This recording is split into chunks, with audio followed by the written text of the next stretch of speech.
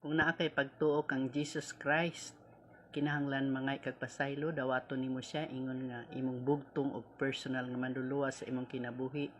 Wala nay laang Dios sa imong kinabuhi tungod kay siya lamang ang nagpakamatay dito sa cross sa Kalbaryo og sa ikatulong adlaw nabanhaw siya aron kita mabanhaw pod sama kaniya. Nag-ingon diri sa Galatians 3:26 hangtod sa 27, pinaagi sa pagtuo kamong tanan nahimong mga anak sa Dios sa pagpakighiusa ninyo kang Kristo Jesus. Gibunyagan kamo aron mahiusa kang Kristo, busa nakaambit kamo sa kinaiya ni Kristo.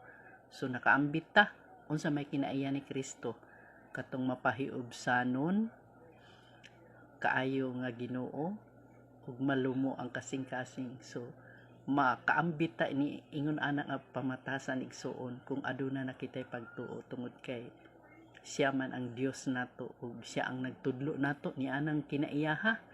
Walay lain nga nagtudlo nato ana, so kinahanglan dawata siya igsuon aron mahimo kang naay malumong nga kasing-kasing ug mapahiudsanon. So mao ra to, salamat sa pagpaminaw.